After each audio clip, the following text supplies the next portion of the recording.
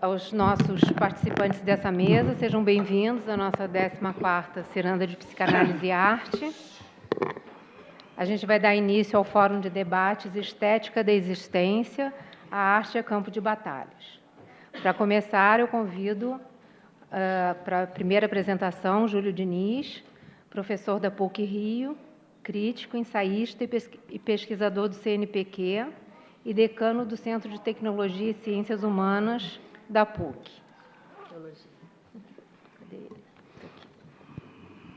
Obrigado, Leão.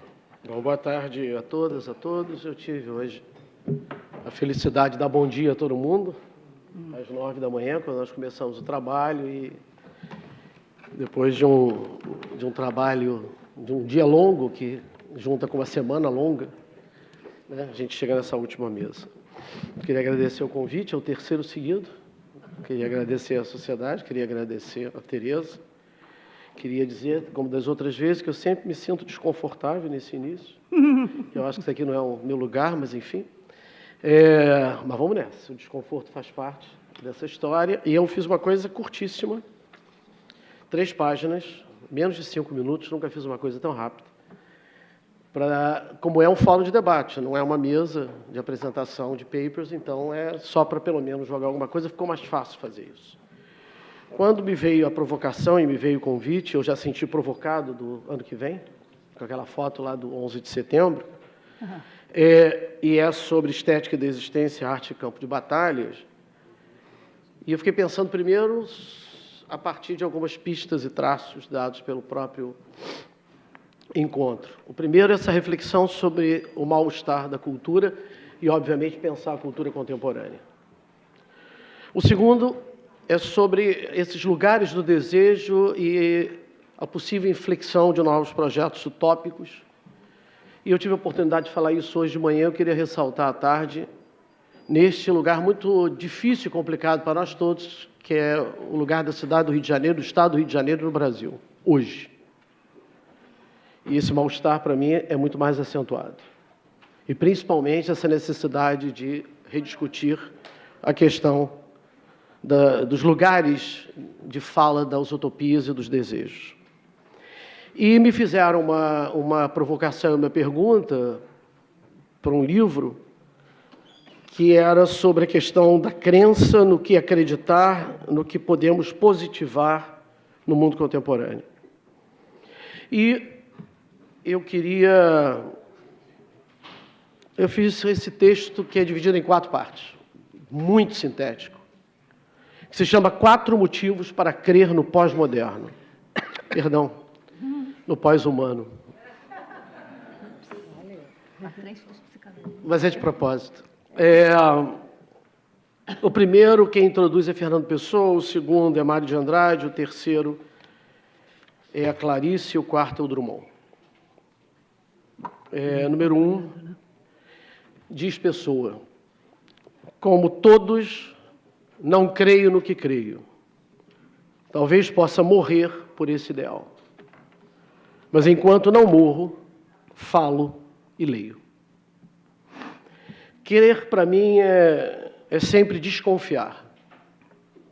A dúvida é o que movimenta a minha máquina desejante, é o que corporifica meus fantasmas, é o que inventa meu jeito desarrumado de estar no mundo.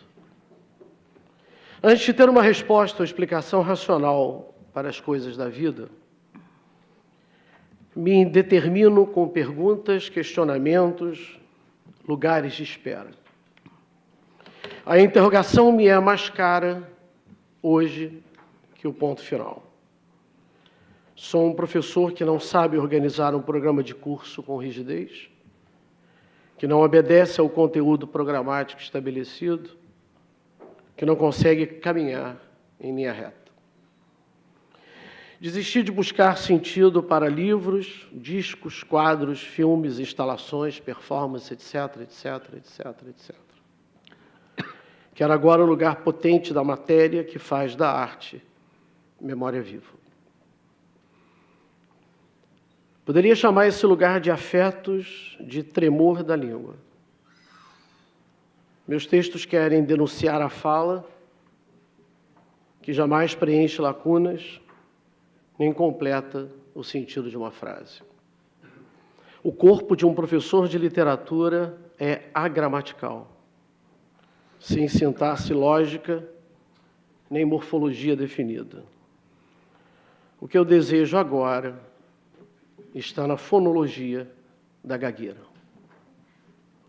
2. Cito Mário. Só há um jeito feliz de viver a vida. É ter espírito religioso. Explico melhor. Não se trata de ter espírito católico ou budista, trata-se de ter espírito religioso para com a vida. Isto é viver e é viver com religião a própria vida. Eu sempre gostei muito de viver, de maneira que nenhuma manifestação da vida me é indiferente. Fecha a citação. Crer para mim é fazer da partilha espaço de comunhão entre o singular e o plural. Cada vez mais me interesso pela vida dos outros. Daí a minha obsessão por narrativas individuais e coletivas. Gosto principalmente das histórias inventadas, dos amores precários, do que é falso, cópia, rasura. Não creio em jornais, revistas, periódicos, anuários, almanaques, livros de receita e de autoajuda, relatórios, guias turísticos, bulas de remédio, mapas eleitorais, peças de propaganda e panfletos. Quaisquer que sejam eles. O espírito religioso para com a vida, o religare, é a possibilidade de percorrer os labirintos do invisível, do inaudível, do indecifrável. É o que nos conecta com o que eu não sei, com o que eu não entendo, com o que eu não consigo tocar. Escrever faz parte e faz falar meu corpo. Pintar faz ouvir meu corpo. Cantar faz grafar meu corpo. Dançar faz erotizar o sagrado.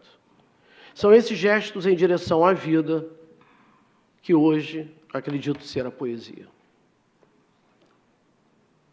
Terceiro bloco. Começo com Clarice. Enquanto eu inventar Deus, ele não existe. Crer para mim é sempre saber que a vida é intensa e que ela não se basta nem se esgota. A vida é total incompletude. Não há cartografia científica, religiosa, mística, filosófica que consiga dar conta da travessia. Entre uma margem e outra, há o entre. O entre que é externo a mim e interno ao outro. Há sempre um outro, o outro, a nos dizer quem somos, a nos mostrar com violência e compaixão a face mais terrível do humano. Este outro em mim é o que mais procuro quando tento inventar Deus. E fracasso. Sempre imagino que a compreensão do comum é uma possível saída para um mundo tão desconectado com as forças da natureza, tão construído sob as ruínas impostas pelo capitalismo, tão distante do imperativo da hospitalidade.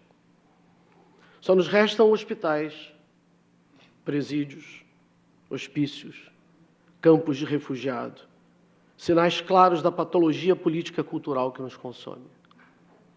As escolas públicas ocupam os prédios mais abandonados e maltratados de nossas cidades. Lá não se aprende nem se ensina. Lá se resiste, como pode, ao exercício do extermínio da arte dos pequenos gestos. A escola busca desesperadamente resistir à barbárie. Há um fio de delicadeza que persiste na urdidura esgarçada do tecido social. Quarto e último bloco. Verso do Drummond. O primeiro amor passou, o segundo amor passou, o terceiro amor passou. Mas o coração continua. Crer para mim é saber que, apesar dos fracassos, decepções, doenças, pequenos assassinatos diários, intolerância, abandono e preconceito, o coração teima em continuar. Essa teimosia, esse ato de insubordinação e indisciplina, faz do menino sírio, velado pela água salgada do litoral da Turquia, um símbolo de resistência. Ou da menina negra morta, baleada, perfurada, atravessada, estendida no chão frio e desumano da quadra do colégio público, no subúrbio carioca. É na dor de uma família composta por milhões de deserdados que pode nascer algo novo, uma lição que nos faça passar a vida limpo. Somos todos imigrantes que desejam um novo mundo. Vivemos numa diáspora que não é abstrata, conceitual ou simbólica. Os espaços midiáticos e tecnológicos contemporâneos, antes de unir os povos, os separam no mercado fascista da acumulação de informação, saber, controle e poder bélico. Somos todos, em nossa produção de subjetividades, diaspóricos e em trânsito. Somos pós-humanos. A arte contemporânea é pós-humana. Eu creio nos bancos flutuando e nas bicicletas mergulhando no nada de Ai Weiwei. Crer no lugar de fala das estéticas desconstrutoras do presente é, antes de tudo, um dispositivo de resistência, um ato de crença, um fazer político.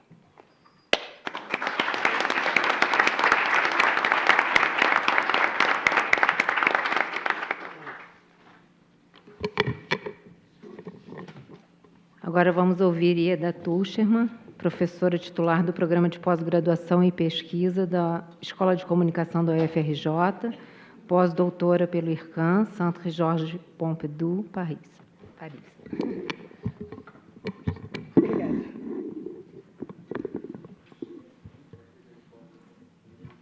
Oi? Pois é. Eu sou capaz... graças a Deus. Eu morro de medo quando eu preparo o PowerPoint, que ele não passe, aí fica aquela coisa ridícula. Bem, boa noite agora, né? Eu queria agradecer o convite a Emília Lobato e a Tereza Nazar. Quer dizer, professor gosta de falar em público, né? Tem uma coisa de ocupar espaço.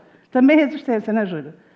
E é curioso falar para um público diferente, porque às vezes a gente tem um certo vício dos mesmos interlocutores e, na verdade, eles já sabem o que a gente vai responder quando perguntam.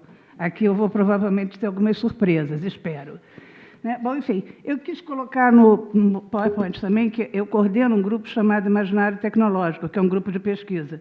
Vocês vão entender por quê, porque, na verdade, o que eu estou apresentando hoje é um pouco o que a gente tem discutido lá, ou pelo menos um dos braços que a gente tem discutido lá, e que tem mais a ver com essa perspectiva de pensar o inumano, pós-biológico, pós-histórico, etc. Tem um outro lado, que eu não vou entrar aqui, e que, enfim, também faz parte, mas esse é o que marca esse grupo de pesquisa. Eu tenho alguns doutorandos, mestrandos, iniciação científica, professores de outras coisas, e é bem interessante, me divirto a beça.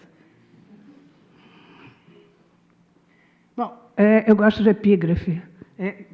Depois, a gente precisa falar depois do Júlio, é complicado, né? Porque o texto dele é poético, o meu não é.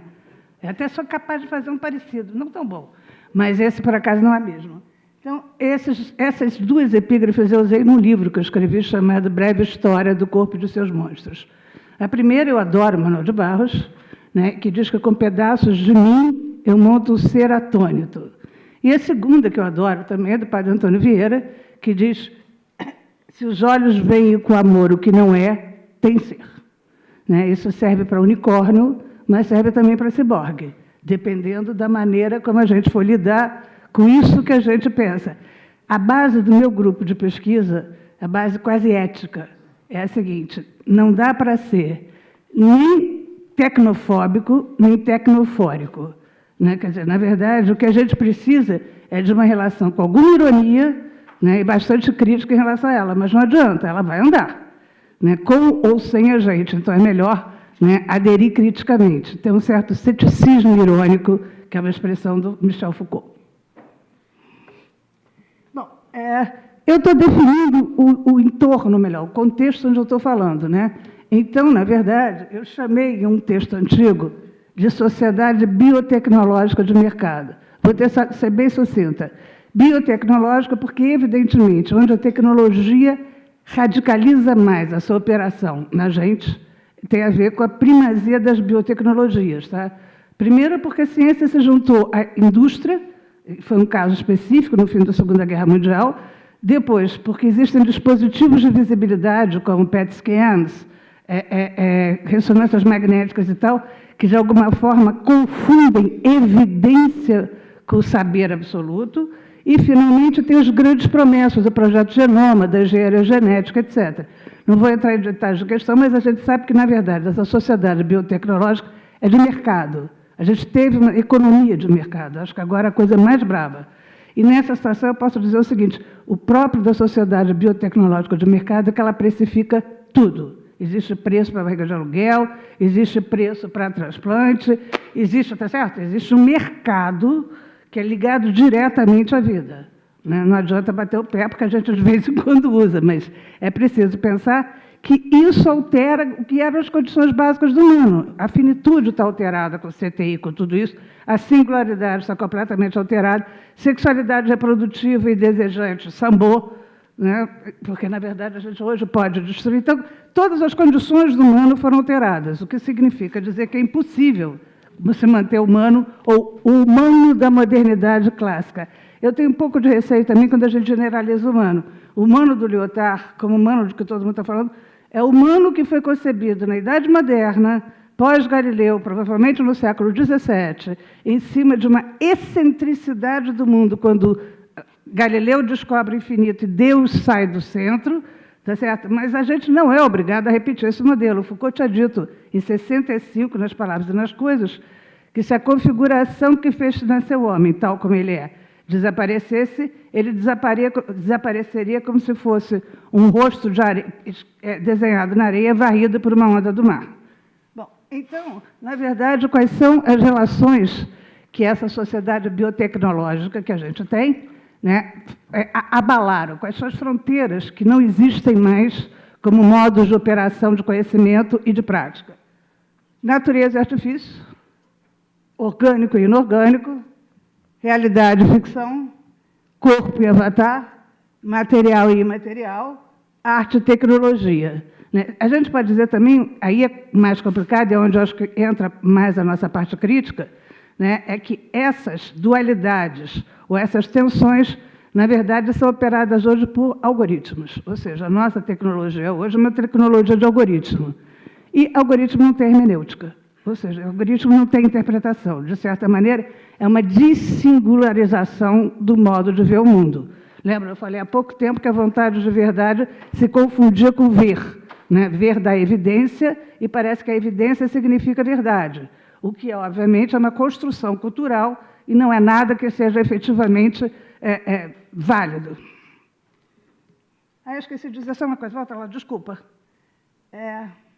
Esse é o George Sterlock, que seria um dos meus personagens. Eu mandei a Helena ver, mas depois mudei de assunto. Mas, na verdade, ele é um artista australiano que faz performances importantes, ele é bastante conhecido, e essas performances dele são transmitidas ao vivo via internet e ficam seus vídeos em vários museus do mundo. É uma das relações mais clássicas de arte e tecnobiologia. Agora pode. A pergunta que eu faço, essa é muito a minha matriz Foucaultiana, enfim, foi minha tese de doutorado, é um pouco o meu conduto. Qual é a pergunta que a nossa atualidade exige?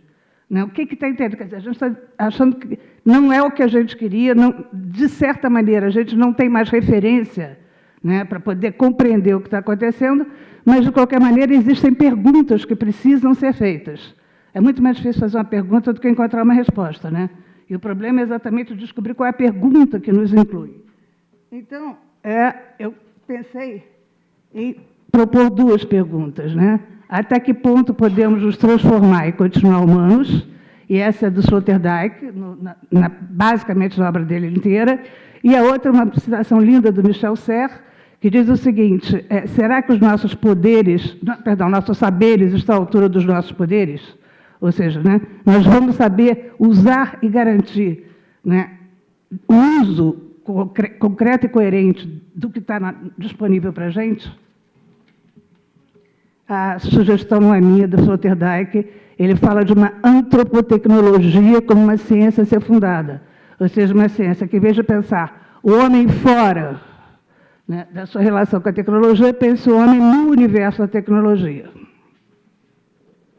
E isso é um filme de ficção científica. Eu escolhi um pouco as referências visuais para dar uma ilustradinha na aberrância que eu estava colocando.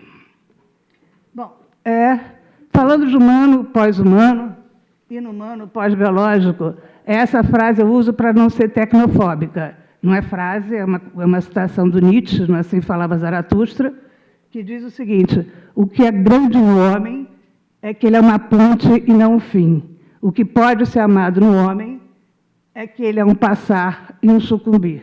Portanto, retenhamos as lágrimas.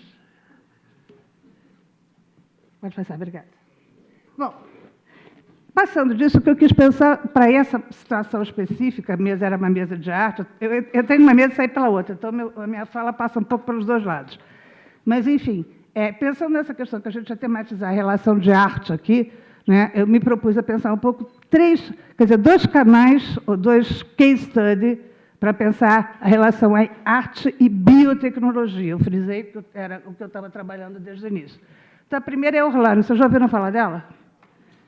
Orlano é uma professora de teoria da arte estética de Toulouse, já faz muitos anos, em que ela está operando nela várias cirurgias com a ideia de se transformar ela mesma no cânone da beleza universal. Então, o nariz da Diana, o seio de não sei quem, etc. Só que o que é mais importante é que ela filma e fotografa e distribui em galerias e museus as fotos de quando ela está operada, toda deformada, etc. e tal, as marcações, ou seja, o que ela faz é, se a gente tirar a legitimidade da medicina, o que ela faz é mostrar uma operação de arte sobre o próprio corpo. Né? E eu acho que é essa exatamente, quer dizer, esse é o movimento que ela faz em relação a isso. Isso aí é uma exposição dela retrospectiva. Isso aí, está vendo? Ela filma as performances dela. Tem uma que eu não consegui a foto, porque tem direito autoral, essas coisas são complicadas, mas ela, inclusive, desenha a roupa dos cirurgiões. Então, assim, eles estavam desenhados com uma roupa estranhíssima, pareciam astronautas. Ela fez todo o esquema, né, baseado nessa ideia de que não se tratava de medicina, se tratava de uma prática de construção de um corpo que era sujeito, ou melhor, né, de um corpo que funcionava como a operação da obra de arte na sua própria carne. Ou seja, o sujeito é também o seu objeto de arte. Né? É o que está lá, a cirurgia como performance torna-se um meio de transformação de si e a criação de uma obra de arte difundida em vídeos e fotografias por museus e galerias. Ó. Pode passar. Essa é uma experiência que ela fez, né, porque ela faz essas experiências de conviver com tribos ou frequentar museus e produzir novas figuras dela mesma a partir de certos agenciamentos, né, que ela produz. Pode passar. Essa é meu case study. Eu terminei meu livro falando dela, já escrevi 2 artigos e quero continuar fazendo.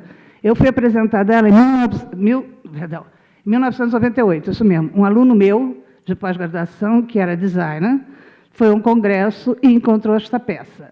Essa peça se chama Amy Millings. Na época, ela era uma moça de 20 e poucos anos. Ela nasceu sem a fístula, um docinho do calcanhar. E aí, com 1 ano, ela teve que amputar as 2 pernas. Né? E aí, nessa relação, ela foi adotada pelo MIT. Então, ela, na verdade, foi cuidada e criada, né? E organizada, nesse sentido que ela teve mesmo coach, né? Por um sujeito chamado Carl Williams, que, curiosamente, também tinha um problema de locomoção. E o que ele fazia é o seguinte, ele criou para ela um conjunto de pares de pernas. Quando essa história começou, ela tinha 2 pares de perna. Esse, que ela está correndo ali, e ela realmente foi medalhista com esse par de perna, e com o outro, que não aparece aí, porque não dava para escolher tantos, né? Ela é a primeira prótese que consegue ter curva e usar salto alto. Então, ela foi desfilar, o primeiro desfile que ela fez foi Dior. né? O que é curioso, porque, na verdade, a pergunta que a gente se faz é o seguinte: criar duas pernas significa dizer que não é mais construir um sujeito, construir um humano, é produzir funcionalidade no material que está disponível. Tá certo? Que invoca totalmente, né? Porque é outro departamento de assuntos. Aliás, ela é bonitinha, ainda tem essa vantagem, né? Ganha uma fortuna aparecendo com seus pares de perna. Aqui, essa foto daqui, é que em 2004 ela tinha 5 pares de perna. Então, ela tinha um, que era esse para correr, esse que ela está colocando, que é para andar de bicicleta, tá? Que tem aquela forma assim, um pé de pato, que é para nadar, ela ia ser triatleta. O de ficar de salto alto, e outro, ninguém sabe para quem é, nós decidimos que é para o Kama Sutra, porque não veio resposta. Então, nós decidimos que tinha que ser para alguma coisa assim. Então, no meu grupo é para isso, mas a gente não expõe, tá? Pode passar. Isso aqui foi uma perna que o Alexander McQueen fez para ela, porque depois ela desfila pelo Alexander McQueen, está vendo? Ali. Mas ele resolve, agora ela começa a ganhar pernas, ela tem 12 pares agora, pernas de presente de artistas que consideram que assim estão não apenas, quer dizer, já que ela teve as próteses funcionais experimentais, agora ela vai ter as próteses ligadas, estéticas, né? Ligadas a mostrar que, na verdade, a nossa perna natural é que está errada. Ou seja, ela é limitada, ela não corre bem, ela não anda de bicicleta, ela não nada bem, nem tão bonita é. Né? Acho que o Alexander McQueen não ia se dirigir a uma de nós para perguntar se quer uma perninha, né? Então, eu acho que isso garante um pouco, né, esse lugar. Eu acho que vocês estão entendendo. Eu sou de fazer um pouco de piada, porque eu não suporto palestra séria que a pessoa parece que veio do túmulo com um segredo de Matusalém para revelar. Mas isso que eu estou colocando é muito sério, tá? Isso é violento no sentido de que você pensa que, na verdade, o que está sendo considerado agora é o princípio da eficácia e da funcionalidade. Qual é o sentido de trocar de perna? Porque essa perna funciona e tem eficácia para essa operação. Ou seja, nós saímos de qualquer outro contexto, né, onde a ideia tem a ver com desejo, tem a ver com subjetividade, tem a ver até mesmo com prazer de si, né, e entramos numa era em que a produtividade é medida por isso. Ela é um caso histérico, digamos assim, né? Mas a gente tem gente que toma Ritalina para fazer prova. Tá? Você tem um conjunto medicamentoso importantíssimo que funciona também, não porque as pessoas precisem, mas para potencializar, né? O que, de certa maneira, faz... Eu tenho um sociólogo que eu gosto muito de trabalhar, que se chama Alain Ehrenberg, e ele diz o seguinte: nós hoje temos uma sociedade dopada. Né? E eu acho que é profundamente verdadeiro isso. Como eu disse, eu atribuo isso à ideia que eu já coloquei bem no início, desse prestígio das biociências. Né? E a ideia de que elas são capazes de erradicar a morte, ou pelo menos torná-la muito longeva. Esse é o projeto do genoma, mas o projeto do genoma tem a seguinte questão: se a gente fizer tudo direitinho, inclusive gostar do empreendimento financeiro que o projeto do genoma demanda, vai ser ótimo. A gente não vai morrer de causas naturais, basicamente porque quase todas são hereditárias. A gente vai morrer do outro. Terrorismo, violência na metrópole, tá certo? Então, na verdade, antigamente, o contrato social moderno, que é do humano moderno, é assim: o sujeito sozinho é fraco, o coletivo é forte. Agora é o contrário. O coletivo te tira do cuidado que você pode ter. Então, o indivíduo sozinho, controlado, com coach, com medicação, com alimentação, com etc., etc., etc., esse cara é protegido. O outro, quer dizer, o que entra no coletivo tem vários perigos. Um deles, além da violência, é o contágio. Né? Atualmente, o filósofo que eu mais gosto de estudar para isso se chama Roberto Espósito, e ele fala de um paradigma imunitário, ou seja, a ideia de que, na verdade, é como se a gente tivesse uma vacina. A ideia é inventar uma vacina contra o mundo, ou alguma coisa parecida.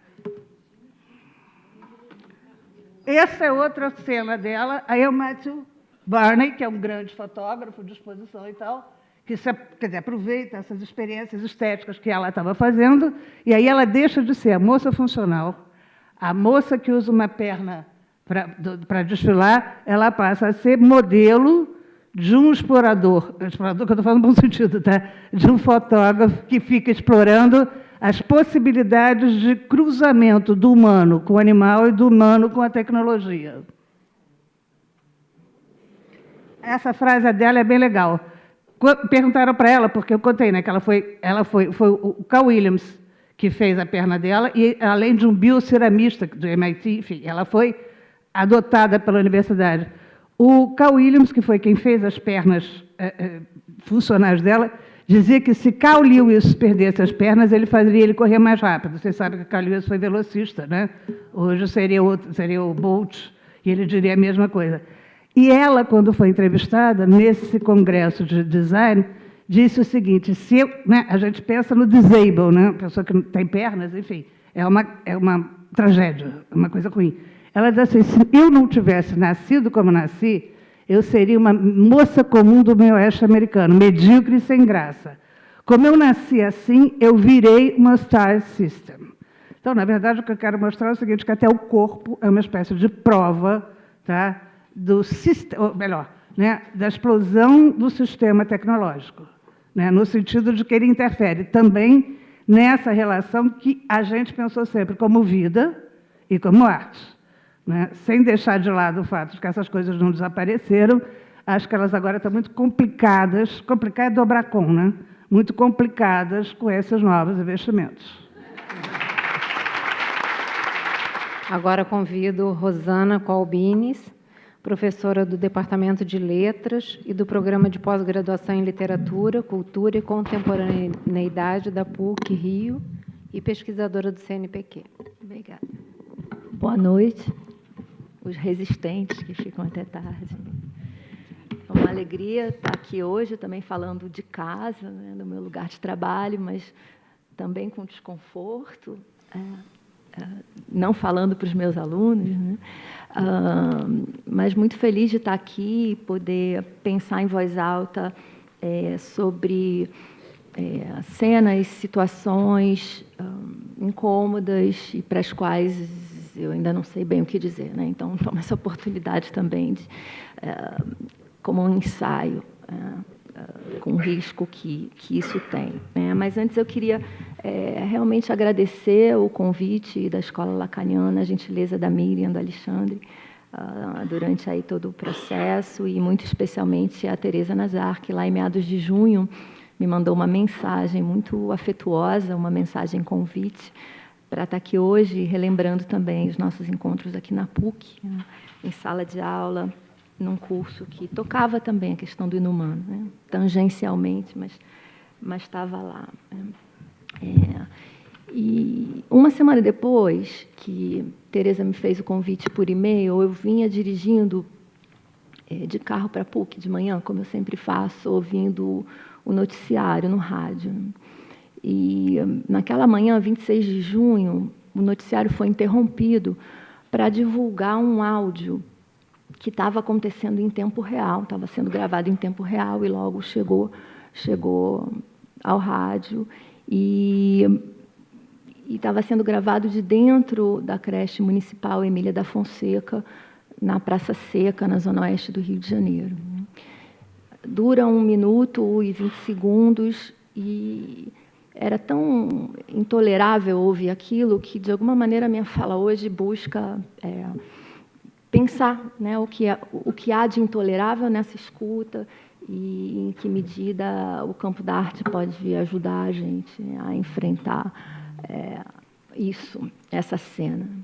Então, nesse 1 minuto e 20 segundos de áudio, e depois, se vocês tiverem interesse, vocês encontram isso também na internet, a gente ouve tiros espocando de maneira incessante por 1 minuto e 20 segundos, e, concomitantemente, a gente escuta, também de forma incessante e alta, o choro dos bebês de dentro da creche. Então, são 2 sons que não deveriam participar da mesma paisagem sonora e que aparecem em copresença na cidade do Rio de Janeiro. Então, tem os sons, de novo, de tiros altíssimos e, ao mesmo tempo, ocupando a mesma faixa sonora, o choro dos bebês. No fundo, a gente escuta, de maneira entrecortada, a voz de uma e outra cuidadora, tentando, de alguma maneira, enfrentar aquela situação, né? E o que elas vão dizendo, de forma um pouco sussurrada, a gente não escuta bem, porque o choro e o tiro ocupam essa primeira escuta, a gente escuta elas falando, calma, calma, não chora, vai passar, coisas assim. E nos segundos finais desse áudio, uma das cuidadoras diz: vocês estão sentindo o cheiro de pólvora aqui dentro? Portanto, essa ameaça final, né, de que a qualquer momento a creche poderia ter seu espaço trespassado por algum tipo de, enfim, né, tiroteio que estava próximo demais, né? Então, de novo, a minha tentativa aqui vai ser de maneira muito breve e pontual, trazer notícias de algumas experiências artísticas, né? Alguns poetas, escritores, artistas visuais, pensadores, não vai dar tempo de tudo, e quando der os 20 minutos, você manda eu parar. Mas trazer notícia de algumas experiências artísticas que escolhem como que aumentar o volume desse choro, né? De maneira a fazer frente ao tiroteio, né? Então, de alguma maneira, são experiências artísticas que acolhem, tomam partido, adotam, refiguram, reinventam línguas infantes, se a gente pode dizer assim, né? Assumem como voz enunciativa idiomas que não sabem ainda falar, né? E transformam isso num vetor de força, a contrapelo, não é, digamos, desse outro regime de existência, dessa outra língua, do tiro, da supressão da vida, né? Então, vamos lá. A primeira notícia que eu queria trazer vem lá da Polônia, uma poeta polonesa, Wisława Szymborska. Ela ganha o Nobel em 1996, talvez alguns de vocês já tenham lido. Ela está traduzida pela Companhia das Letras, e essa poeta polaca interessou muito uma outra poeta que me é muito cara, e acho que é o Júlio também, que é a Ana Cristina César, que se arriscou a traduzir alguns poemas dela em parceria com uma colega polonesa, mas eu acabei optando, depois vou dizer por quê, por uma tradução portuguesa, lá de Portugal, viu, Maria Bela? Homenageando você. Vocês já leram, não é? Então, eu não preciso ler. Ou talvez... Mulher, como te chamas? Não sei. Quando nasceste, tua origem? Não sei. Por que cavaste um buraco na terra? Não sei. Há quanto tempo estás aqui escondida? Não sei. Por que mordeste o meu anular? Não sei. Sabes, não te faremos mal nenhum. Não sei. De que lado estás? Não sei. É tempo de guerra, tens de escolher. Não sei. Existe ainda a tua aldeia? Não sei. E essas crianças são tuas? Sim. Essa pequena palavra no final do poema, que de alguma maneira precisa carregar esse sobrepeso dessa língua do interrogatório, desse bombardeio de questões, desse idioma do mando, né? Ela faz um trabalho fenomenal, né? Esse sim, não é, nietzschiano, que diz sim para a vida, né? A partir de um vínculo com as crianças, né? Se de alguma maneira o cenário da guerra, esse espaço de destruição de todos os referenciais, não sei, né? Há um sim final que diz respeito à presença incontornável dos filhos, esse signo de vida, que está também no choro dos bebês, me parece, não é? Esse grito de vida, não é? Daqueles que acabaram de nascer e têm direito à vida. Esse sim final, essa palavra insurgente, não é? Acho que responde a uma frase que para mim é muito cara e muito cara nesses tempos difíceis e bicudos aqui no Brasil, né? Que vem de um pensador que já circulou aqui hoje. Eu cheguei mais cedo e ele apareceu, acho que na fala da Dinah, acho que não estou enganada, que é o Georges Didier Bergman, né? E ele ele pergunta, e ele fez uma exposição enorme sobre isso, fotográfica, em Paris, no final do ano passado, né? E o mote dessa exposição era como encontrar as formas das nossas forças de levante. E acho que essa questão ela é nossa, ela é urgente, ela é importante, e a arte, de alguma maneira, ajuda a encontrar algumas formas para as nossas forças de levante, e eu gosto de ler esse sim, essa pequena palavra final, né? Como esse, carregando, de alguma maneira, né? A possibilidade de uma pequena forma das nossas forças de levante, né? Então, portanto, como a arte vai buscar inventar linguagens, palavras, não é? Sobretudo fazendo uma curva e um desvio para o precário, para o menor, uma aliança com os pequenos, não é? Nesse caso com a infância, e isso se torna um dispositivo de força e de resistência ao inumano. Eu vou pular, pode pular, tá? Como prolongar o nascimento pela vida inteira. Esse é o Júlio Clariciano aqui do meu lado. Eu acho que essa frase que a Teresa conhece, porque ela foi também o nosso mote no curso, não é? Eu acho que é também uma pergunta que diz respeito à arte e à vida, e, de alguma maneira, essa pequena coleção de artistas, acho que também conversa com essa questão, que diz respeito ao choro dos bebês, não é? A esses idiomas nascentes, não é? Como é que, de alguma maneira, na nossa vida e nos espaços da arte, a gente preserva essa questão, né? E faz com que o nascer, o nascimento, aquilo que é nascente, continue a nascer uma e outra vez, não é? O nascimento não como algo que acontece e depois passa, vivemos, não é? Mas o nascimento como um acontecimento incessante, né? A ideia que também é do Lyotard, não é? De que nunca terminamos de nascer, nós estamos sempre nascendo. A arte, de alguma maneira, celebra, me parece, isso, né? O outro escritor que vem também da Polônia, eu estou muito Europa Central, que me é muito caro e que eu acho que ajuda a gente a pensar essa escuta intolerável lá na creche, na Praça Seca, é o Witold Gombrowicz. Esse autor polonês que, por um acaso, em 1939, vai parar em Buenos Aires, a convite para uma viagem, e a Segunda Guerra Mundial eclode, a Polônia é ocupada, e ele não consegue retornar, e ele acaba passando 24 anos na Argentina, em situação de extrema pobreza, e produz em situação de extrema pobreza, escreve seus livros num castelhano infantil. Sou um forasteiro, totalmente desconhecido, careço de autoridade, meu castelhano é uma criancinha que mal sabe falar. Não consigo fazer frases potentes, ou ágeis, ou elegantes, ou refinadas, mas quem sabe essa dieta forçada não acabe sendo boa para a saúde. Às vezes eu gostaria de mandar todos os escritores para o estrangeiro, para fora do seu próprio idioma, para fora de todo ornamento, de toda filigrana verbal, para ver o que sobra deles no fim. Eu adoro essa língua invocada, né?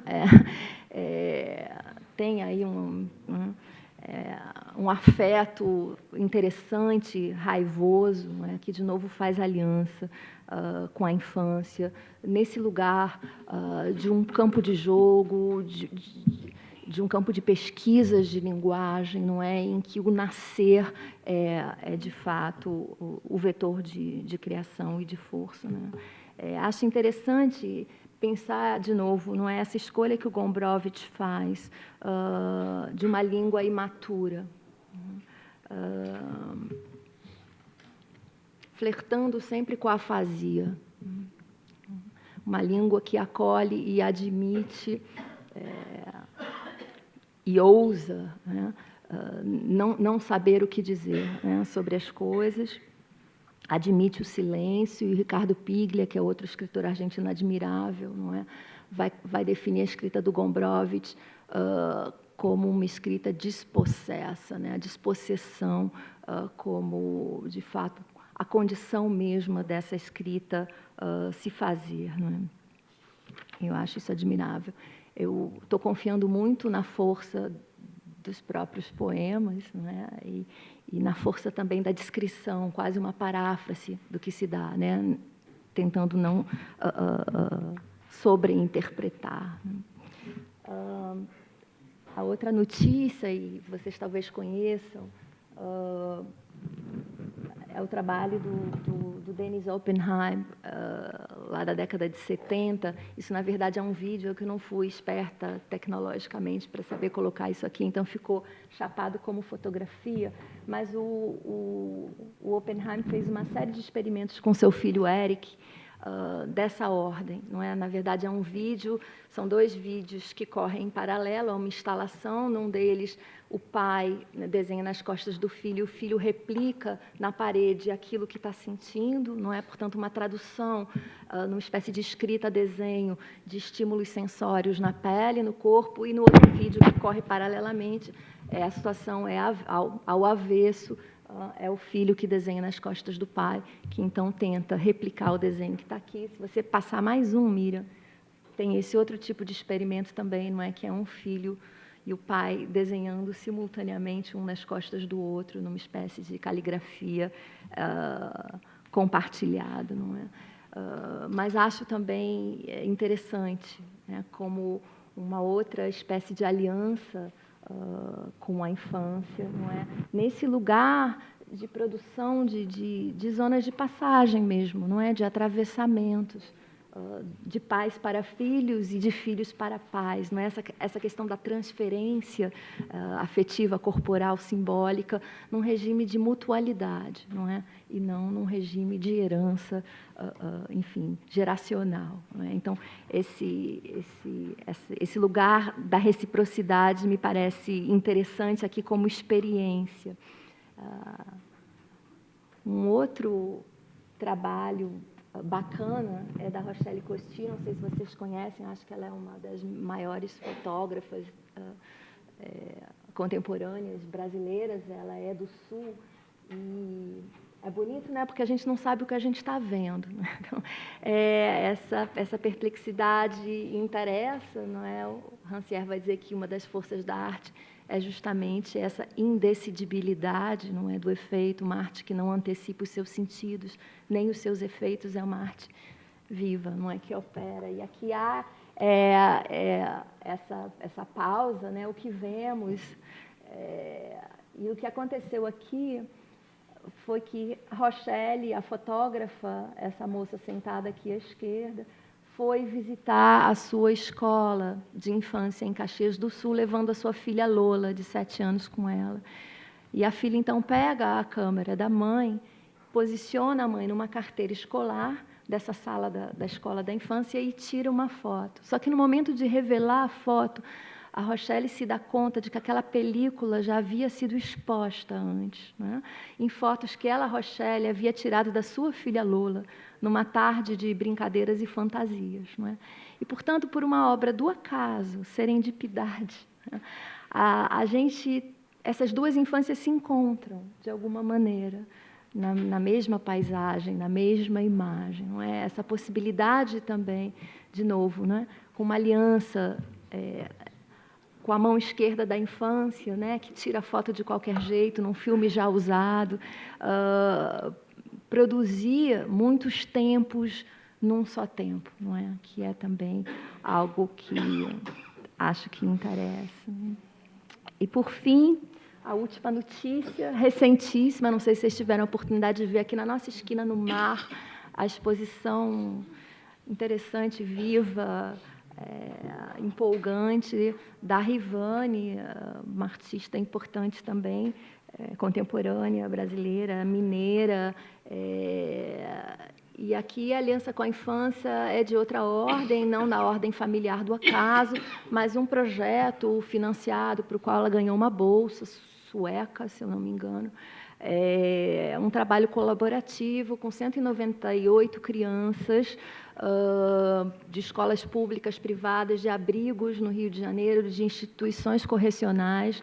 Ela reúne essas crianças numa série de oficinas no Parque Lage, com uma pergunta muito direta de que você tem medo, e as crianças, então, nomeiam esses medos, que é de sapo, jacaré, polícia, tenho medo da minha mãe, tenho medo de gente bêbada, o arco é enorme, e ela, então, convida as crianças a desenhar capas protetoras, capas.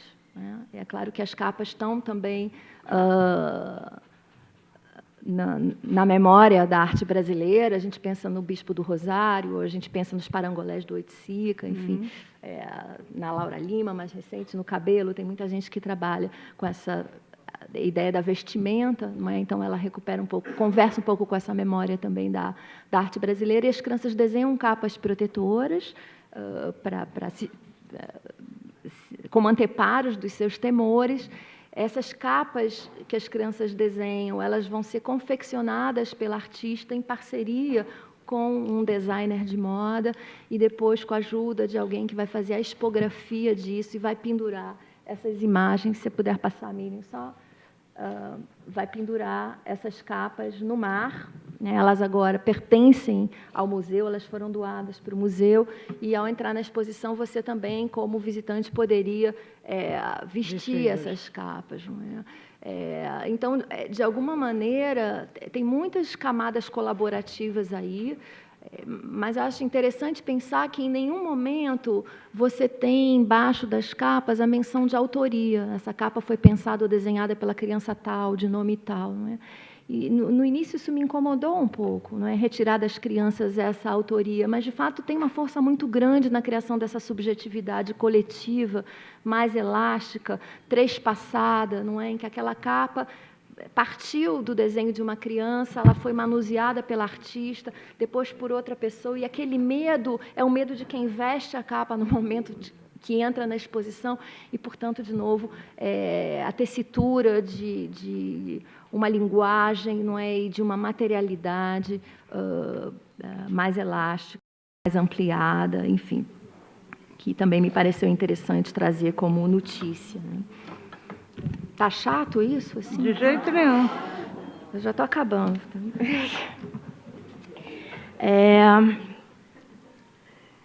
Eu fiquei na dúvida se eu devia... É só isso que eu queria mostrar, pensar em voz alta, ainda como rudimento de uma coisa que eu não sei bem como ouvir, o que fazer com isso que eu ouvi, e acho que é uma situação de todos nós aqui no Rio de Janeiro. Mas eu acho que eu vou terminar dessa maneira. Na tradição judaica, a gente tem um livro de nomes. Uhum. Enfim, depois da Segunda Guerra Mundial, esses nomes foram escritos de todas as pessoas que, em situações especiais, esses nomes são lidos. Eles demoram muitos anos para ser lidos em sequência. Né? E pensando nessa audição da creche, nas 7 crianças que morreram em 2007, só na nossa cidade do Rio de Janeiro foram 7. Né? Gente, a beça. Eu pensei em terminar lendo esses nomes, se vocês me permitem. Renan dos Santos, Sofia Lara Braga, Fernanda Adriana Caparica Pinheiro, Maria Eduarda Alves da Conceição, Paulo Henrique de Oliveira, Vanessa dos Santos e Arthur, que não tem sobrenome, porque não houve tempo. Arthur foi aquele bebê que morreu dentro da barriga da mãe, que foi fazer uma compra no supermercado, e ele ainda sobreviveu um tempinho, né, no CTI, mas não vingou. Então, é isso. Obrigada.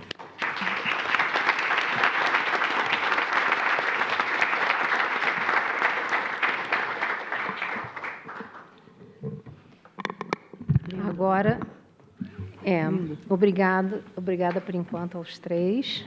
E nós vamos agora, eu vou pedir para vocês, como a Celina Sodré fez em 2016, só um pouquinho mais de paciência, ninguém sai. Menos de 30 minutos, a gente vai fazer a apresentação do filme e vai para o debate. Foi muito legal que a Rosana falou sobre essa mutualidade entre pai e filho, né? E aqui nós temos pai e filho. Esse jovem, o Daniel Sartre, ele é produtor cultural e num prosaico café da manhã com um pai que vivia entre longe e perto dele durante a história deles, que é o artista plástico Aécio Sartre. O Aécio foi contando os seus sonhos, os seus desejos. E num café da manhã ele falou que ele tinha o desejo, o Aécio, de pintar uma lona de caminhão e que essa lona de caminhão inteira cobriria uma carga qualquer, mas especificamente uma carga que ele descobriria qual seria essa carga, para viver uma história de caminhoneiro pelas estradas do Brasil. Há alguns anos já o Aécio pintava em lonas de caminhão e continua pintando até hoje. Eu deparei com uma total surpresa com o ateliê dele no Cais de Paraty, e eu e meu marido fomos tomados pela arte dele, inclusive saímos fazendo comentários como se não existisse ninguém ali do ateliê, e conjecturamos várias coisas sobre a obra dele, e foi algo muito marcante para nós, e é até hoje. A gente agora não pode ir a Paraty sem ir ao ateliê, e ele também, o Aécio, que fica sob os cuidados do Daniel, tem uma galeria de arte em São Paulo, e por incrível que pareça, ele não é tão conhecido nem difundido no Rio. Então, ele pintava já os seus quadros em lonas, e gostaria de ver a reação das pessoas ao entrar em contato com uma obra de arte deslocada do seu lugar tradicional. Seria a arte ali assumindo um outro papel de objeto do cotidiano. E assim surgiu o curta produzido pelo Daniel Sartre, Céu de Querubins, que a gente vai passar a projeção agora. Vamos ao filme, ninguém sai. É melhor sentar lá na primeira fila. Meu nome é Aécio Sartre e esse é meu ateliê aqui em Paraty. Eu pinto sobre lona reciclada, lona usada de caminhão, lona feita de algodão. Uma lona de caminhão vive por muitos anos nas estradas. Ela percorre centenas e até milhares de quilômetros debaixo de chuva e de sol. Ela testemunha inúmeras histórias. E se uma dessas lonas voltasse mais uma vez para as estradas, antes de descansar como arte?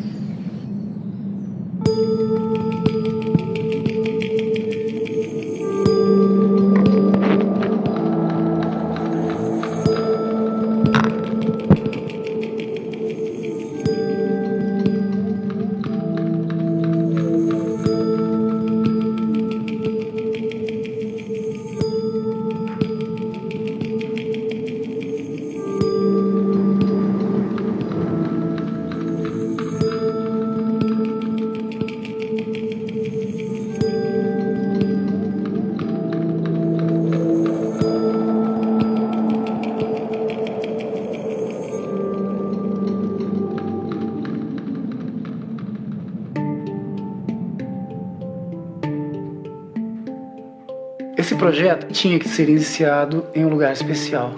Esse lugar fica a 2 horas de barco de Paraty. É uma vila de pescadores chamada Calhaus, onde eu tenho o meu ateliê e a minha casa. É lá que eu vou pintar o céu de querubins. É lá que tudo vai começar.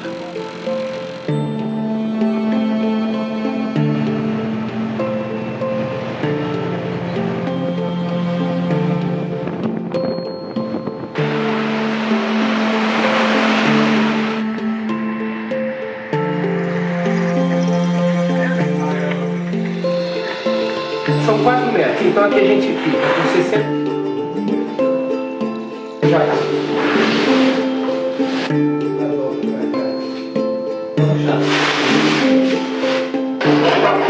Três. É esse tamanho, tá bom? Ou tá? Eu acho que tá bom.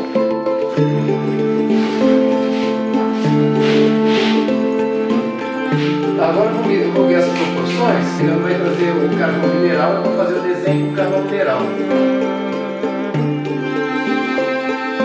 Uma experiência única mesmo.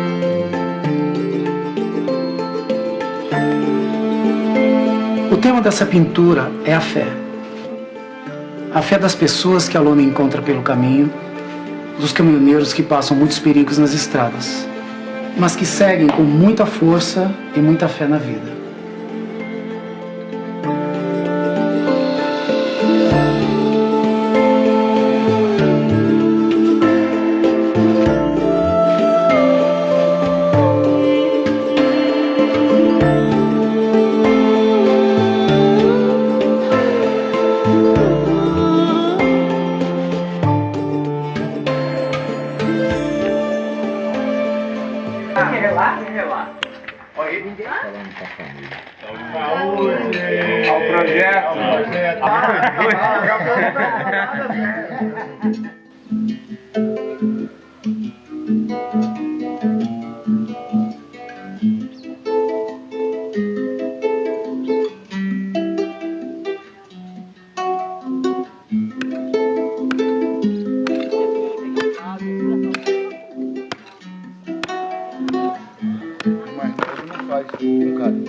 Faz de qualquer jeito.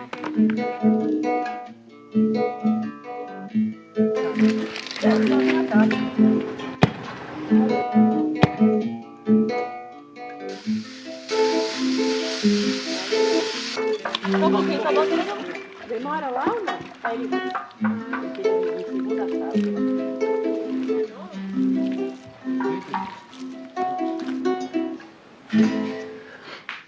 Os vermelhos. Essa vai ser a cor base, então eu vou fazer um pote enorme com essa cor.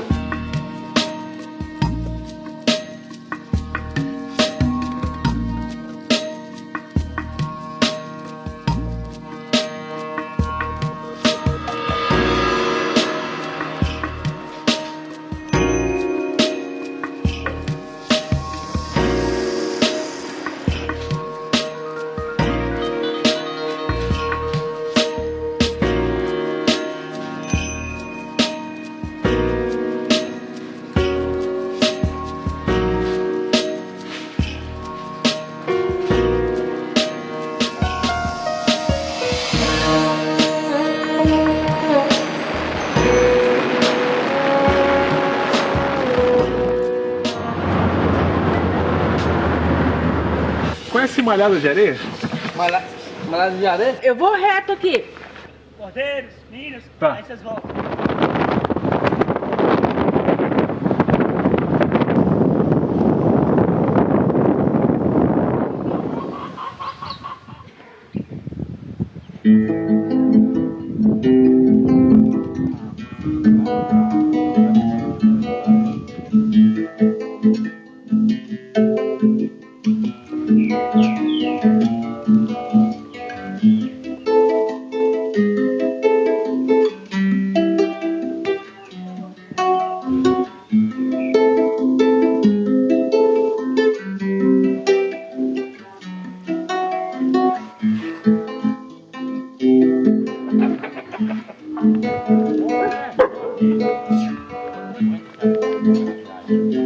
A lona de caminhão vira arte com a minha intervenção.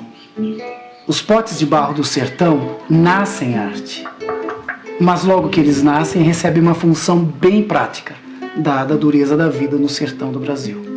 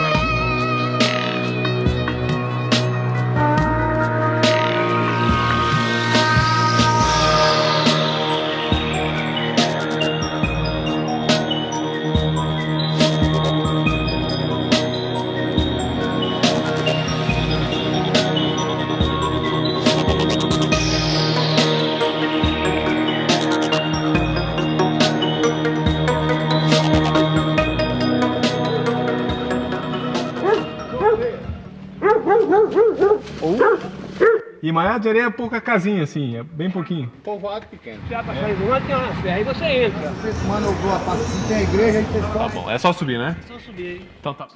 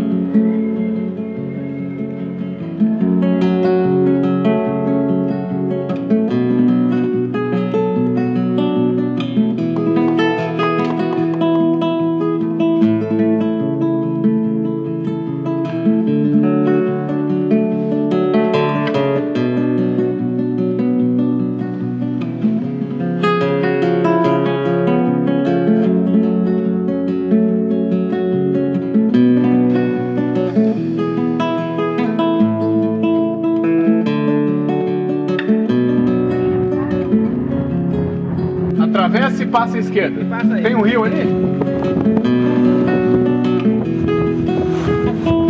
Então é melhor a gente voltar pra lá e pegar mais. Uma malhada de areia.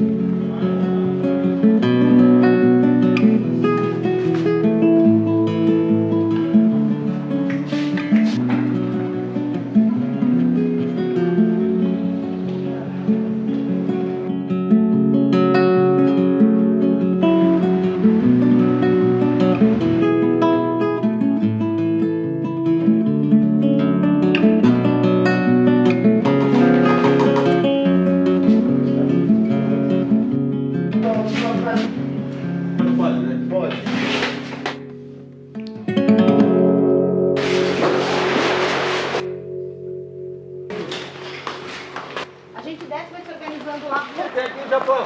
É o mesmo. Valeu. Campo. Belo. Qual que é a outra cidade? Já ouviu falar de Malhada de Areia?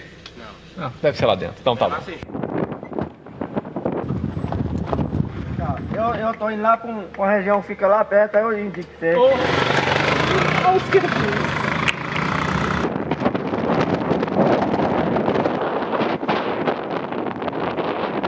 Não acredito que nós achamos um caminhão ali. Pátio de Minas, só pode ser.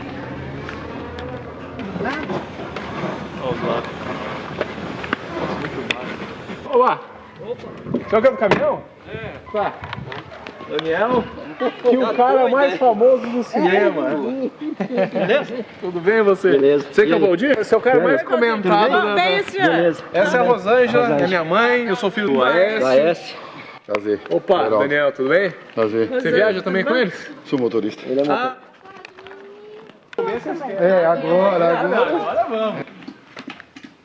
Quanto tempo demora pra fazer um pote desse? Demora assim, base de uma meia hora mais ou menos. Olha, as talhas, os filtros, eu que faço. Nossa. Só fica o dia inteiro sentadinha O aí? dia inteiro, minha filha. Apareceu esses meninos comprador de pote. Aqui já saiu assim até 3, 4 caminhões por dia. As primeiras remessas, como se diz, das pessoas mais idosas, é mais corajuda para trabalhar, né? Nós ia nossa mãe fazendo, nós ficava olhando para ela como é que nós fazia. Amanhã ou depois já nós não aguentava fazer o grande, mas fazia a peça pequena, porque a mãozinha não aguentava, mas já trabalhava. Quando eu vim aqui a primeira vez, quando o Daniel morava ali, ó, quase baixo do QP de Manga, foi o Didi que me trouxe. Eu tinha 10 anos de idade. Eu tô com Era 42. Eu lembro, eu lembro de ser bem novinho. Eu comecei com 17 anos. Quando eu comecei a trabalhar isso aqui, eu tinha 7 anos. Nossa. Meu pai trabalhava para os outros, nós tiramos, eu e minha irmã tínhamos medo de trabalhar para os outros e nós ia fazendo, ele vendendo, nós fazendo, ele vendendo, casamos, ficamos no mesmo trabalho, criamos nossa família. Aqui o que nós fazemos? Nós pegamos eles, põe dentro do caminhão, aí nós saímos nas roças.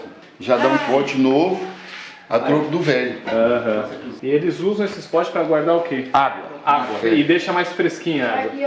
Geladinho. Ô, Di, vamos lá ver a lona.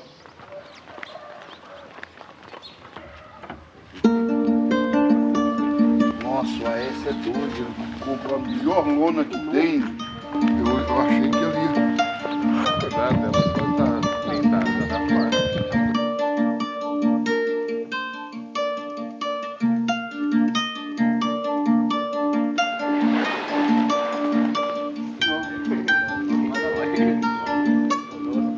Vamos trazer ela aqui. Eu vou tirar isso aqui, tá?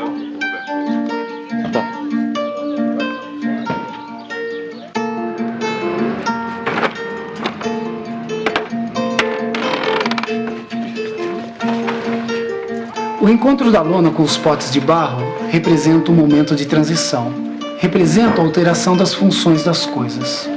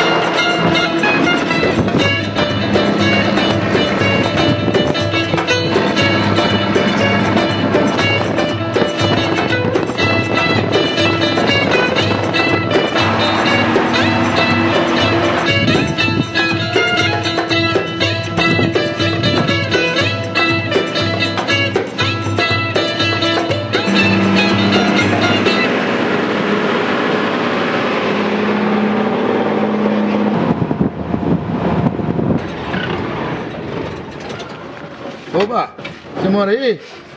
Você não tem pote, sua mãe não tem pote velho lá usado para trocar no novo, não? Nós tá trocando. Paga nada, não.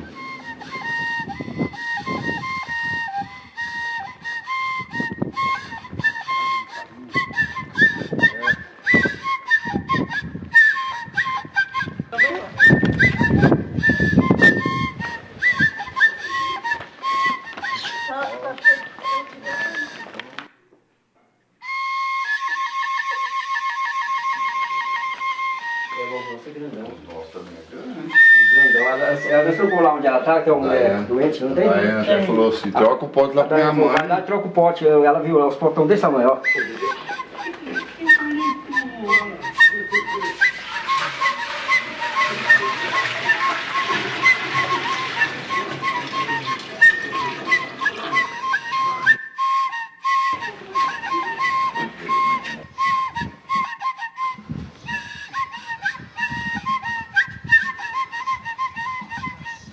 Os dias da lona lá no sertão são dias de transição e de testemunho. A lona é arte, mas é utensílio.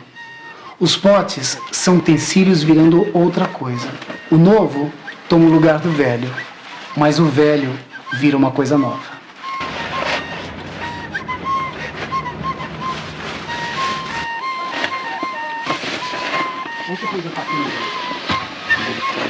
Aí, ó.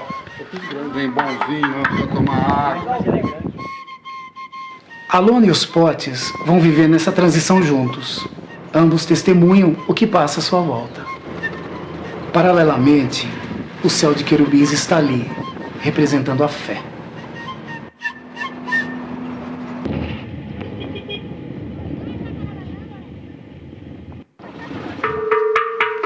Assadinho. Daqui um ano nós estamos aqui trocando de novo. Tá bom. Aí nós te dá outro. Hã?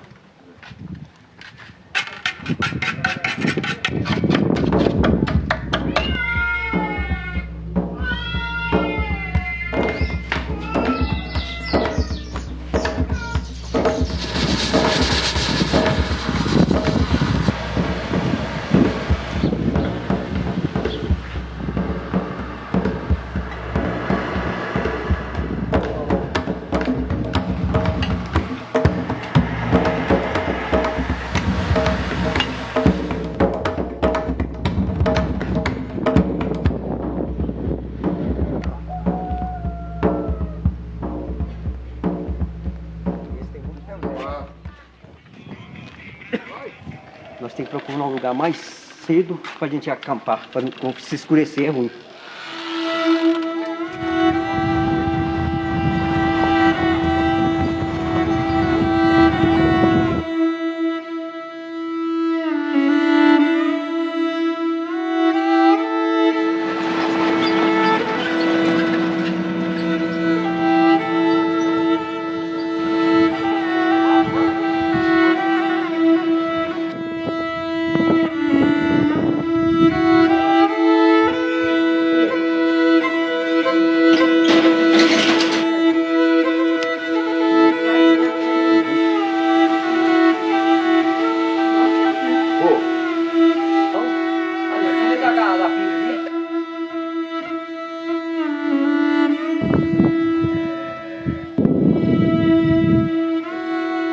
Sertão de cá e sertão de cá, não sabe de quem que é a pé. Ali tem uma cruzeada que vai para uma...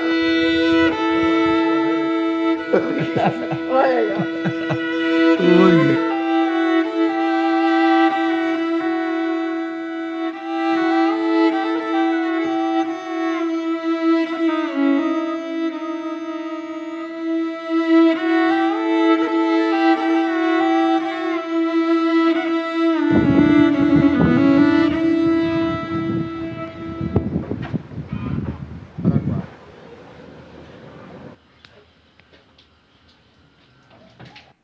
Sertão para mim é uma dádiva.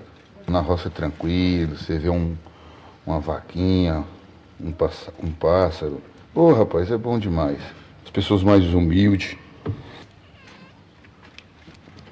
Mas é bom.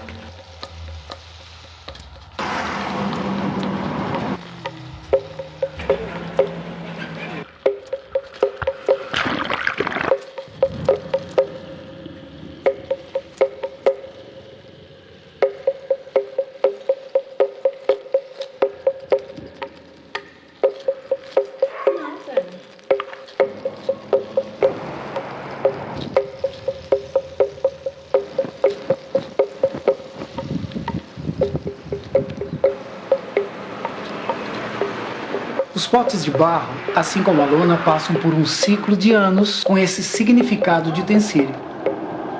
No caso dos potes, que já eram arte, só com a intervenção dos caminhoneiros que deslocam esses potes geograficamente é que eles podem viver novamente como arte.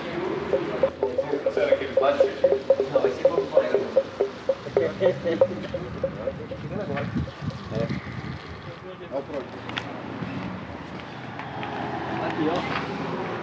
Esse é diferente, esse aqui é de presente. Assim. Beleza.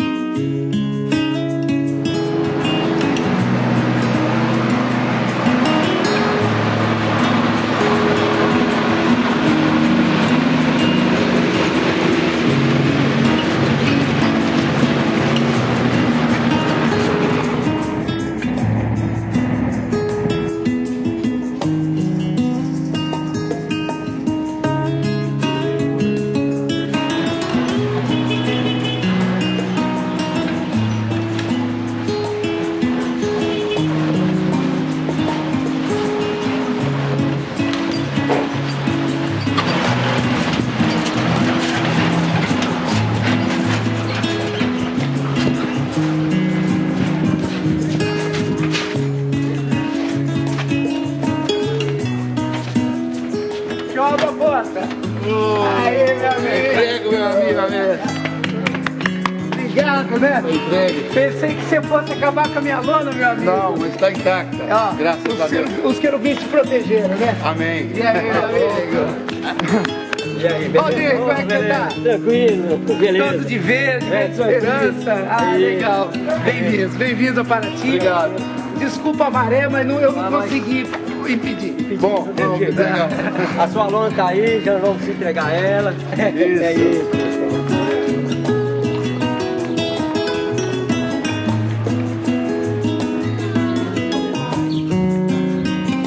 Olha, não parece a depois. Tá, assim.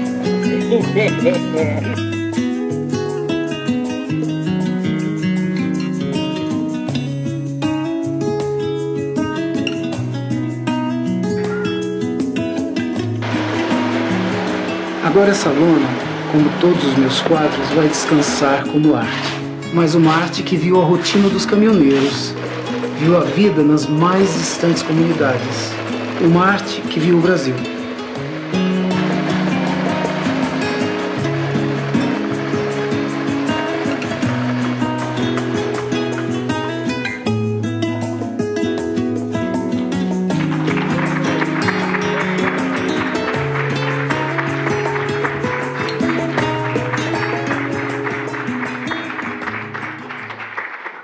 Muito legal, né?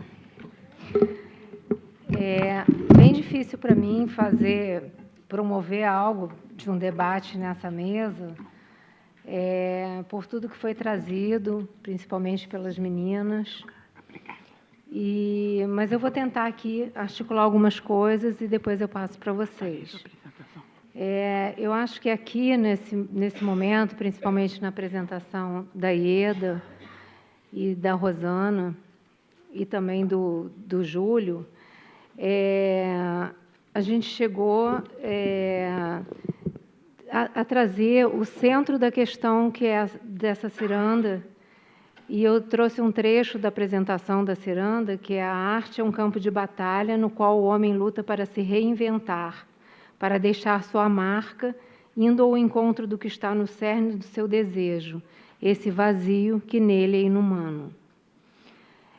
No livro Uma Temporada com Lacan, o artista plástico Pierre Rey diz o seguinte, que a criação nunca vem de uma felicidade, ela resulta de uma falta. Equivale a dizer que só pode nascer de um malogro. E o que a gente viu aqui o tempo todo é exatamente isso. O Aécio nos trouxe que há possibilidade ou até necessidade que as pessoas reconheçam a arte, na arte alguma coisa da vida. E isso também a Rosana trouxe, né? Eu lembrei muito disso no final do texto que ela trouxe, sobre aquele sim, o sim à vida. E ela falou, de uma certa maneira, o tempo todo disso. Christian Boltanski, eu sou péssima de pronúncias, que é um pintor e artista plástico, escultor e fotógrafo francês, ele fala que há dois tipos de artista: os que falam da arte e os que falam da vida. E eu acho que, na verdade, ele se coloca como um que pertence ao grupo dos que falam da vida. Mas, na verdade, acho que todos falam da arte, todos falam da vida. Mas eu queria ouvir, se possível, alguma coisa, talvez do Aécio, sobre isso. Quando eu recebi o que seria o material da Ieda, ela me pareceu muito que o Sterlach seria o centro disso. E como é que pronuncia Orlan? É Orlan? Orlan. Ambos trabalham muito com a capacidade do corpo, da arte, como extensão do corpo, ou o próprio corpo como a presença da arte nele, né? Hoje se falou muito aqui, a Beth passou sobre isso, outras pessoas também, sobre a questão da obsolescência do corpo humano, né? e do quanto a Beth trouxe até um valor para os nossos componentes, né? Que, pois é, valem para caramba. Então, eu acho que eu vejo muito isso na arte, principalmente desses dois, que muito rapidamente um deles a Ieda trouxe. E eu acredito que esses casos, essas representações, elas falam diretamente desse vazio que no homem é inumano, que diz no texto de apresentação da ciranda. Se puderem falar algo sobre isso, ótimo, senão a gente passa para o debate. E para o Júlio, em 2015, quando eu apresentei aqui o trabalho dele, eu falei que eu tinha acordado com ele. Essa vez eu acordei e dormi.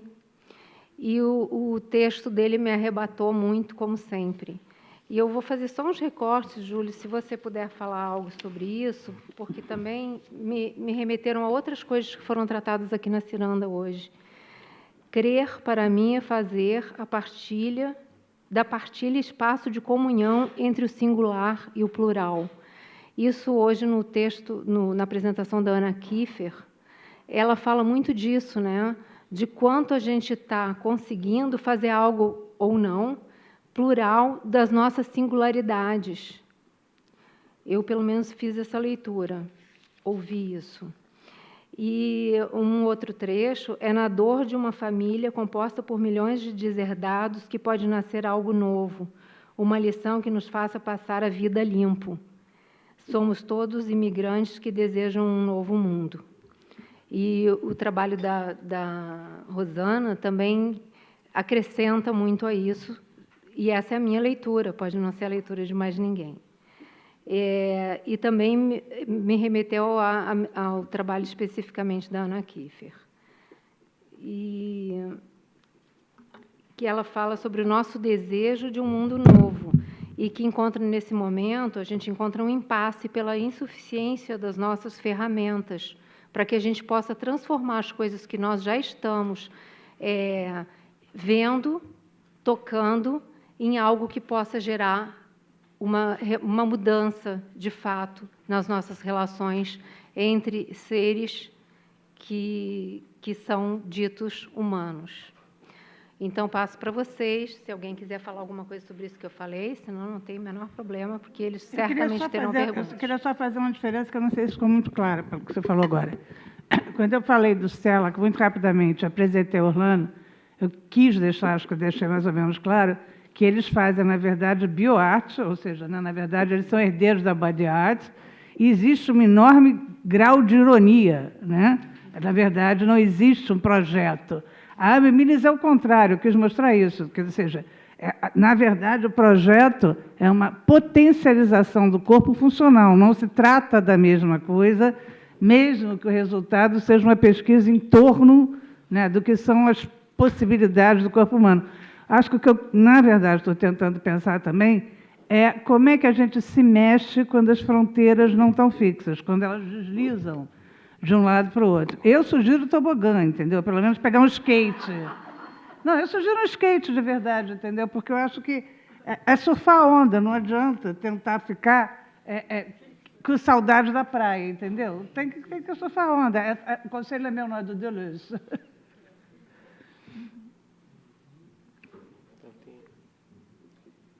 Vai passar um microfone.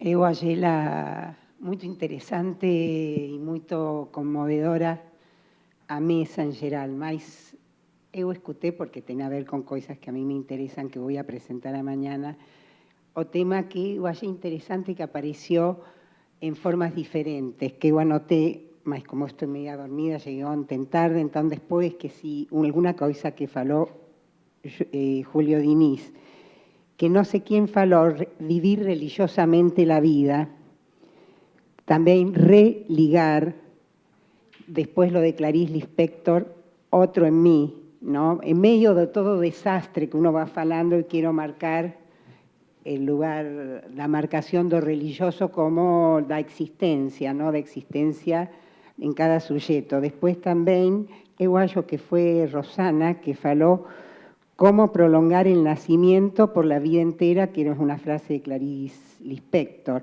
Y lo que fue muy interesante, porque no es solamente en relación a las personas que hacen arte, sino que en el documentario apareció o camionero, ¿no? O prazer de olhar o sertão, y con la imagen ahí a cruz. E eu acho que, nesse sentido, porque quero ir mais além só do fato de que tenha alguém que está decidido a fazer arte, não?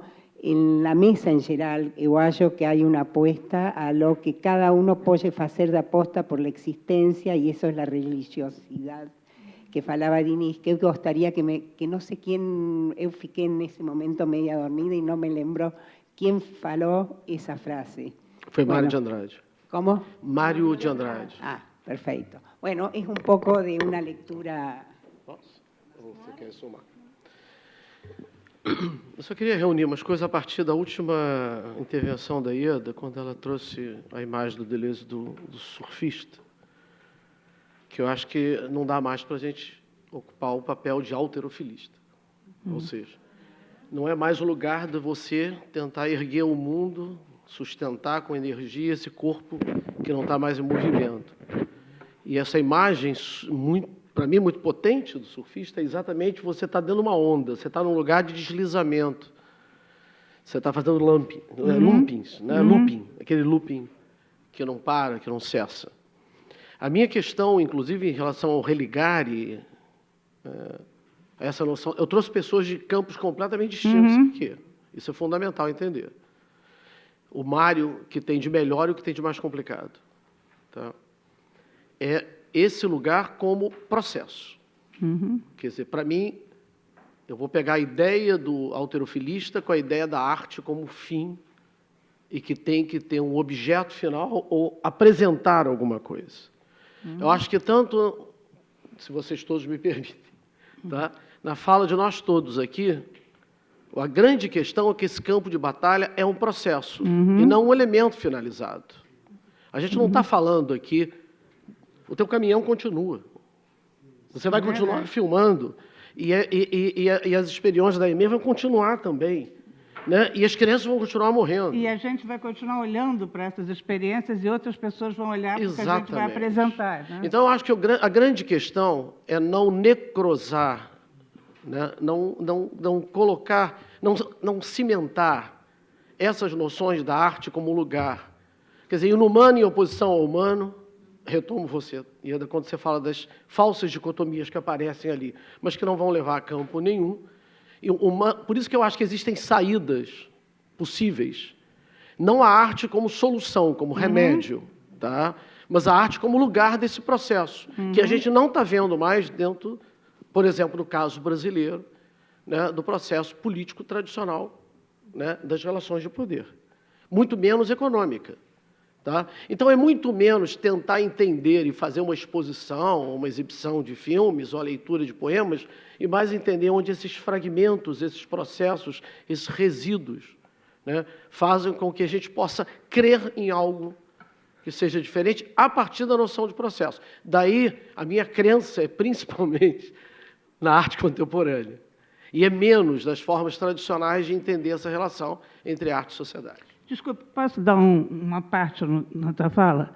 Quando você estava falando, quando você falou bem no início, né, sobre o Rio de Janeiro, sobre o Brasil, enfim, sobre esse inferno onde a gente está passeando, né, eu me lembrei o seguinte: existe uma resiliência, tá? Existe o baile funk, existe uma cultura que alguns chamam de periferia. A gente tem uma experiência na UFRJ que se chama Cultura das Quebradas, Universidade das Quebradas. Então, o que eu estou querendo pensar é o seguinte: é que a gente tem sempre a tendência, primeiro, a paternalizar, o que é complicado, né? Porque a gente sabe, então a gente paternaliza, os outros não sabem reagir. Então, não é isso, é um processo, e é um processo que anda também sem a gente não controla. Né? Então, assim, o que a gente pode é perguntar e prestar atenção no que os outros estão fazendo também. Uma crítica que eu faço ao movimento intelectual, no qual eu me incluo, mas tento não... É a ideia de que somos nós que vamos fazer as perguntas e as respostas. Eu acho que o máximo que a gente tem para oferecer é ser um bom observador. Né? Porque, senão, eu acho que fica...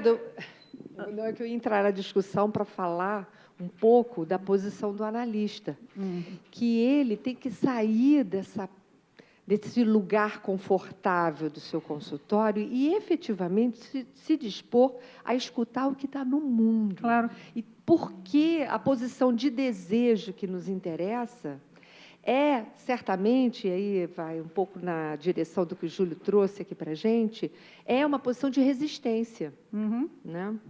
Então, e de transgressão. Né? Repara que nós trouxemos lugares diferentes, principalmente, quer dizer, não eu, né? Mas vocês trouxeram essas falas, esses lugares de fala da arte. Não importa se é arte visual, se é literatura, se é cinema, pouco importa.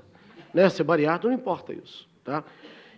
Esse lugar dessas falas é que elas não podem mais ser capturadas numa ideia de que o que é arte transgressora e o que não é arte transgressora. Tá? Porque aí a gente fica como um bom observador do século XIX, né, que não vai chegar a lugar nenhum, senão a uma concepção evolucionista e positivista da realidade. Essa é uma questão. É a própria questão de humanidades. Existe coisa mais fake do que dividir, né, os nossos estudos em ciências humanas e ciências sociais? Existe coisa mais fake, mais sem sentido do que isso? Acho que tem outra coisa também. Quer dizer, a mesa está dialogando tanto que não dá espaço. Eu juro que eu calo a boca depois. Mas o que eu digo é o seguinte, a ideia de humano, na verdade, eu disse, quando eu tentei falar, eu falei que era uma ideia moderna. O que eu quero dizer é o seguinte também, qual é o modelo, né, que é considerado padrão para se pensar a categoria do humano, por tradição, e não é numericamente mais importante, é uma maioria pela função de modelo que ele tem. Macho, branco, urbano, cristão. Nos 4 sentidos ele é minoria, tem mais mulher, tem menos cristão e tal.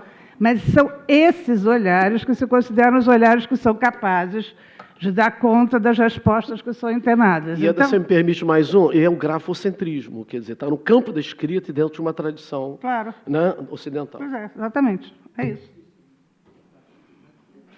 Obrigada.